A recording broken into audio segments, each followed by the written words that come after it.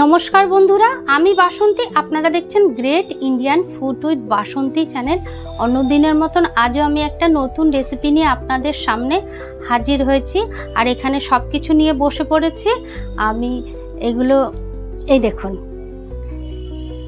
আম, আলু, গাটি, এ দিয়ে আমি একটা খুব সুন্দর একটা রেসিপি করে আপনাদের দেখাবো।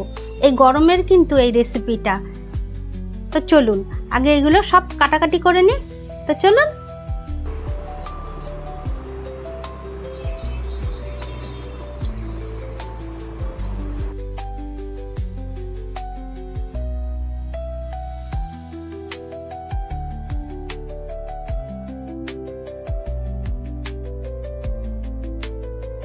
এরকম সরু সরু করে আলু, তারপরে আম, গাটি কচু সব কুচিয়ে নিতে হবে, সব একইভাবে কুচিয়ে নিতে হবে।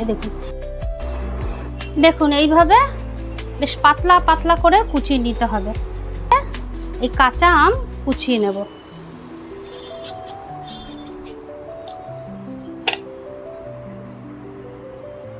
কাঁচা আমগুলো এই কাঁচা আমটাও আমি আলুর মতন কুচিয়ে নিচ্ছি পাতলা পাতলা করে।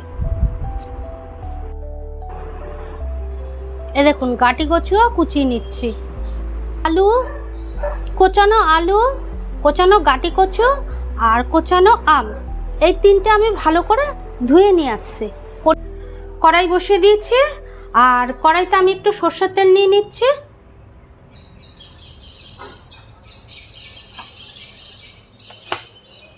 আমার বেশ খানিকটা চিংড়ি মাছ আছে, 300 গ্রামের মতন। এবার দিয়ে দিচ্ছি চিংড়ি মাছটা তেলে। চিংড়ি মাছে দিয়ে দিচ্ছি একটু নুন, দিয়ে দিচ্ছি একটু হলুদ। খুব হালকা করে একটু ভেজে নেব। নুন আর হলুদ দিয়ে চিংড়ি মাছ আমি হালকা করে ভেজে নিয়েছি। এবার গ্যাসটা বন্ধ করে দিচ্ছি। খুব ভালো করে ভাজার দরকার নেই, মোটামুটি আমি একটু ভেজে নিয়েছি। 1 চামচ হলুদ সর্ষে, 1 চামচ আর 1.5 চামচ পোস্ত নিলাম। সর্ষে আর পোস্ত আমি বেটে নিচ্ছি একসাথে। পোস্তটা বেশি দেবেন আর সর্ষেটা তার কম দেবেন, এইভাবেই মশলাটা বাটবেন। সর্ষেটা খুব মিহি করে বাটতে হবে। আমি ভালো করে সর্ষে পোস্ত বেটে নিচ্ছি শিলে। আপনারাও যদি পারেন তো শিলে বেটে নেবেন। আর শিলে বাটা মশলা কিন্তু তার টেস্টই আলাদা হয়। তা না হলে আপনারা মিক্সিতেও বেটে নিতে পারেন, কোনো অসুবিধা নেই।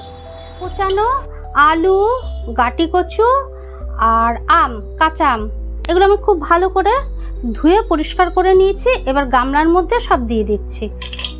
গাটি কচু, আলু, আম দিয়ে দিলাম। দিয়ে দিচ্ছি পরিমাণ মতো নুন, মতন হলুদ গুঁড়ো, দিচ্ছি 1 চামচ শুকনো লঙ্কার গুঁড়ো, দিচ্ছি কোরানো নারকেল। এই নারকেল আমি আগে কুড়িয়ে রেখেছিলাম। এবার নারকেলটা দিয়ে দিচ্ছি, কোরানো নারকেল। দিয়ে দিচ্ছি সর্ষে আর পোস্ত বাটা একসাথে বেটেছি, সেটা আমি দিয়ে দিচ্ছি। দিয়ে দিচ্ছি 1/2 চামচ চিনি। নুন হলুদ দিয়ে আমি চিংড়ি মাছ ভেজে রেখেছি, এই চিংড়ি মাছটাও এর মধ্যে দিয়ে দেবো। যা দারুণ টেস্ট হয় না, দারুণ টেস্ট হয়, দারুণ। পুরোটা দিয়ে দেবো। অনেকে কাঁচা চিংড়ি মাছ দিয়েও মেখে করে, সেটা একরকম খেতে হয়, কিন্তু এটা আর একটু অন্যরকম হয়। দুরকমভাবেই খাওয়া যায়। কেউ যদি ভাবে আমি কাঁচা চিংড়ি মাছটা ভাজবো না, এর মধ্যে একেবারে সব কিছু মেখে করবো, সেটাও করতে পারে, কোনো অসুবিধা নেই। আর দিয়ে দিচ্ছি খুব সামান্য একটু সর্ষের তেল। সব কিছু খুব ভালো করে আমি মাখিয়ে নিচ্ছি। নুন, লঙ্কা, হলুদ এগুলো একটু বুঝে দেবেন।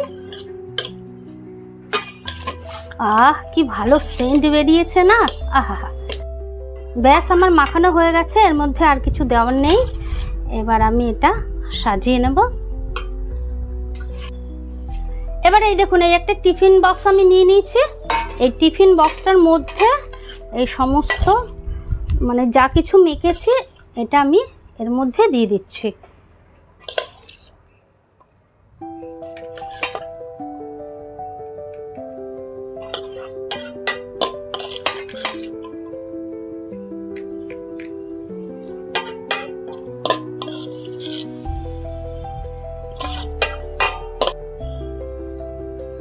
ওপর দিয়ে একটু কাঁচা লঙ্কা এই যে কুচিয়ে রেখেছি সেটা দিয়ে দিচ্ছি।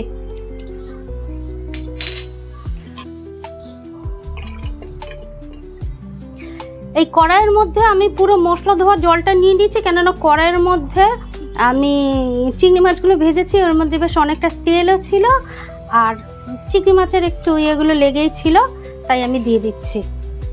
হালকা একটু জল দিয়ে দিতে হবে, এই যে ওপর দিয়ে দিয়ে দিলাম।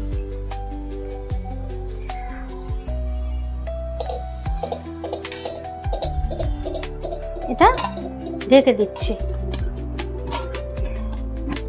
এই একটা কড়াই বসিয়ে দিলাম ননস্টিকের, আর এর মধ্যে বেশ খানিকটা নুন দিয়ে দিচ্ছি। নুনটা গরম করে নেব, হাই ফ্লেমে একটু গরম করে নেব। নুন গরম হয়ে গেছে, বসিয়ে দিচ্ছি টিফিন বক্সটা।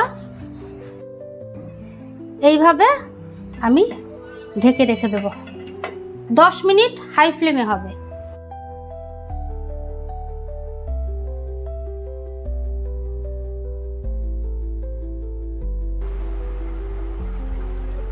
দেখুন কত সুন্দর জুসি আর কত সুন্দর হয়েছে।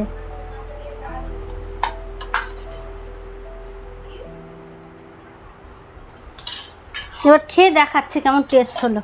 চলো, এই রেসিপিটা দিয়ে কিন্তু গরম ভাতের সাথে ভীষণ জমে যাবে, আর গরম ভাতের সাথেই খেতে হবে, আর গরমের দিনে টক টক বেশ ভালো।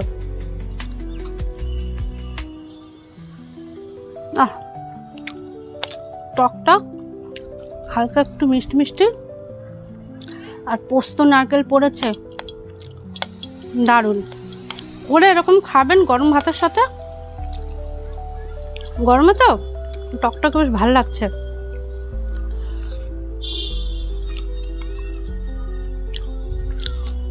তো আপনার বাড়িতে অবশ্যই এরকম করে খাবেন। দেখা হচ্ছে অন্য কোনো নেক্সট ভিডিওর সাথে। ভালো থাকুন, সুস্থ থাকুন, অল দ্য বেস্ট।